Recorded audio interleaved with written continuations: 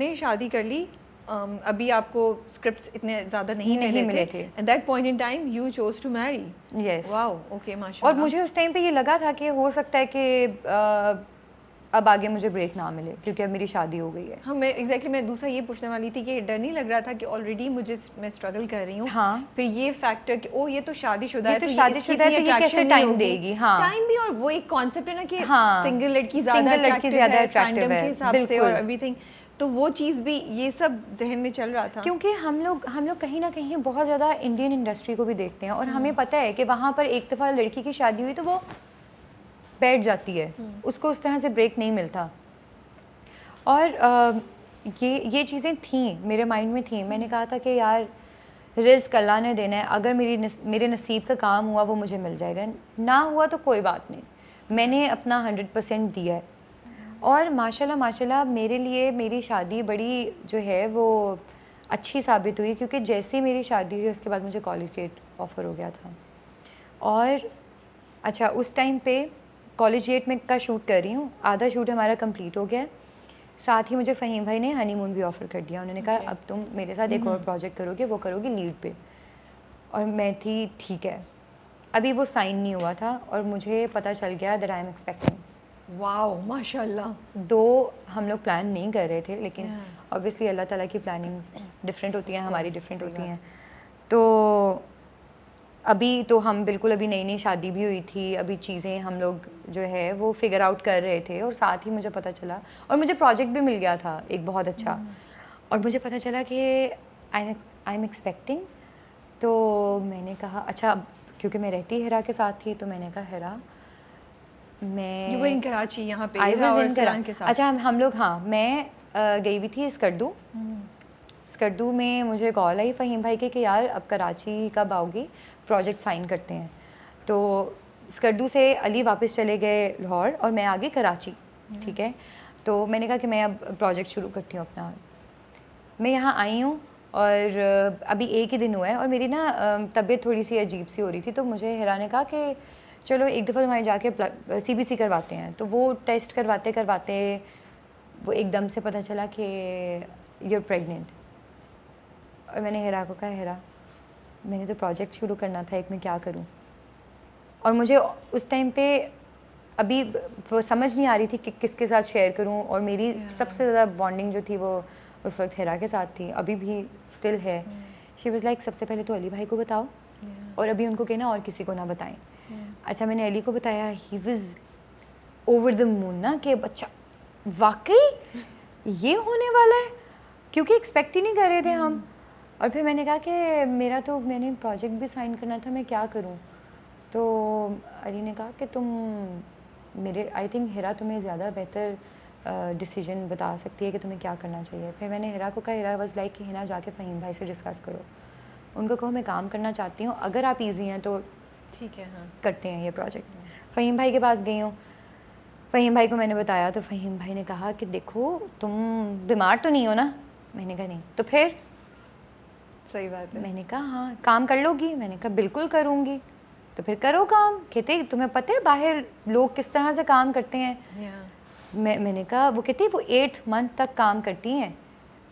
मैंने कहा मैं भी कर लूँगी काम। तो बस फिर ठीक है, तुम घबरा किस चीज़ के लिए रही हो? मैंने कहा मुझे ये था कि मैं कॉन्टीन्यूटी में आ जाऊँगी तो उसके बाद प्रॉब्लम्स ना हो, प्रोजेक्ट डिले ना हो जाए, तो और कोई मसला ना हो जाए। तो ही वाज लाइक मैं कर लूँगा काम, तुम हिम्मत दिखाओ। हमने प्रोजेक्ट साइन किया है और मैंने अपना प्रोजेक्ट शुरू कर दिया है और मैंने 8th मंथ तक काम किया है। वाओ, माशाल्लाह। I am so glad that he encouraged you, और आप ये स्टोरी यहाँ शेयर करी हैं। Thank you so much, because I think it's very very important to share these things, ताकि चीज़ें चेंज होना शुरू हों। और ये ज़िंदगी का हिस्सा है, शादी बच्चा, इसके साथ ही लेके अब हम चलेंगे ना आगे, बिकॉज कितनी देर तक ये सब चीज़ें पीछे रहती रहेंगी और लड़कियां कब तक छोड़ती रहेंगी, अपने काम को। रहेंगी। और पता है हमारी इंडस्ट्री के लिए, लोगों के लिए ये बड़ी सरप्राइजिंग सी चीज़ है कि मैं बच्चे को साथ ले जाकर काम कर रही हूँ। उन लोगों को ये था कि अच्छा लोग तंग नहीं होते? मैंने कहा नहीं, जैसे जॉब में आपको बच्चों के लिए एक डे केयर होता है, हाँ। यहाँ पर डे केयर बेशक नहीं होता। हमारे लोग इतने ज़्यादा सपोर्टिव हैं और अल्हम्दुलिल्लाह मुझे इंडस्ट्री में बड़े सपोर्टिव टीम्स मिली हैं। कभी किसी ने माइंड नहीं किया। मेरे डायरेक्टर औजा को बिठा कर रखते हैं अपने साथ अच्छा, मतलब आप हर रोज हर बार ले जाते, हर मोस्टली बार शूट पे लेके हाँ, जाती हैं क्योंकि उसको? घर में कोई होता नहीं है ना। And she is okay? She is okay, she is very easy इस इन सारी चीज़ों से, क्योंकि वो शुरू से रही है। She is turning 2 right? या शी इज़ 2 शी इज 2 माशाल्लाह। और वो Cute age शी है वाज तो बहुत। 2 मंथ्स ओल्ड जब मैं उसको सेट पे ले आई थी। हाँ, तो okay. उसको वो इतनी यूज टू है इन सारी चीज़ों के साथ कि वो उसको प्रॉब्लम नहीं होती है। So वो आप वहाँ पे conscious उसके नहीं टॉयज़ होते? भी पड़े होते हैं, उसकी कार है, उसकी बाइक है, उसकी हर चीज़ वहाँ पे मौजूद होती है, साथ नैनी भी होती है। Yeah. तो उसको So देखने वो वाले देख लेती है ऑफ कोर्स। तो हालांकि लोग मुझसे ये चीज़ पूछते हैं कि तुम्हें मुश्किल नहीं होती है। मुश्किल होती भी है, लेकिन आपके आसपास के लोग भी चीज़ों को बड़ा इजी कर देते हैं। That makes a huge difference अगर आसपास के लोग। सो मतलब अभी तक आपको कोई ऐसा एक्सपीरियंस नहीं हो जहाँ आसपास के लोगों ने मुंह बना हो कि यार ये बच्ची को लेकर आ गई हो या कभी भी मसला नहीं। किया हो? हर कोई माशाल्लाह औजा के साथ बहुत ज़्यादा फ्रेंडली है और बहुत प्यार करते हैं। औजा का मतलब क्या है? हाईएस्ट पॉइंट, ओके माशाल्लाह। Highest point, top. क्या बुलाती है आपको? मामा। अगर वो शूट पे कोई कह भी देता है उसको कि हिना को बुला कर, हिना नहीं मामा है, ओके। उनको जाके बताएगी कि ये मामा है। वो कहेंगे हमारी मामा थोड़ी है, आपकी मामा है। नो मामा। सो कभी भी ऐसा नहीं लगा आपको कि because you are a mom उसकी वजह से कुछ एक्टिंग अपॉर्चुनिटीज़ आपको नहीं मिली हों, कहीं फील हुआ या अभी तक ऐसा कुछ नहीं हुआ? मुझे लगता है कि मेरे लिए मेरी जो बेटी है वो सबसे ज़्यादा लकी रही है, क्योंकि जिस दिन मुझे उसके बारे में पता चला है कि मैं आई एम एक्सपेक्टिंग, उसी दिन मुझे मेरा प्रोजेक्ट मिला है हनीमून। ठीक है, और शायद उसी की वजह से मुझे ये सारा काम मिल रहा है, उसी की वजह से अली आज इस पोजीशन पे हैं, क्योंकि वो कहते हैं ना कि औलाद अपना रिस्क लेकर आता है। ये बात सच है, मैंने ये चीज़ खुद एक्सपीरियंस की है। अब अगर कोई मुझे कह रहा होता है ना कि यार शादी अभी नहीं करनी है, कि अभी तो हम इस पोजीशन पे नहीं हैं, आप शादी कर लें, अगला आने वाला अपना रिस्क लेकर आएगा आपके साथ, और आपके लिए पता नहीं कितने रास्ते खुलते हैं आपके पार्टनर की वजह से। जब अच्छा पॉजिटिव पार्टनर आपकी ज़िंदगी में आता है, बहुत सारी चीज़ों के आपको रास्ते मिल जाते हैं, नए रास्ते मिलते हैं। मैं तो ये भी सोचती हूँ एक हलाल काम है जो अल्लाह की बिल्कुल। तो उससे नुकसान कैसे हो सकता है? मैं अब ये सोचती हूँ कि अगर आपने किया है तो अल्लाह बरकत ही देगा, अल्लाह अच्छा ही बरकत करेगा, देगा, क्योंकि बिल्कुल। आप और उसकी मैंने पसंदीदा चीज़ चूज़ कर रहे हैं ना। मैंने अपने आप सबके सामने है कि मुझे मेन प्रोजेक्ट्स मिले ही मेरी शादी के बाद हैं, मेरी बेटी के बाद है। तो मैंने जब अभी ये वाला प्रोजेक्ट भी जब मैं कर रही थी और मैं इसके लिए गई थी, तो मैंने उनको बताया था कि अगर आप लोगों को मैं ये प्रोजेक्ट तभी साइन करूँगी अगर आप लोगों को कोई प्रॉब्लम नहीं होगा कि मेरे साथ मेरी बेटी होगी। तो देवर लाइक Okay, कोई great. बात नहीं। अच्छा, आपने ये कहा कि मैंने ये औजा भी कहा के साथ था। आया करेगी। हाँ। Nice, okay. तो उन्होंने कहा कि इसमें कौन सी इतनी बड़ी बात है, आप ले आए उसको सेट पे, कोई मसला ही नहीं है। ये तो कहने की बात ही नहीं है। I'm so glad to hear because this means that things are changing in our industry. You know, this is very good. But long distance relationship मुश्किल होती है?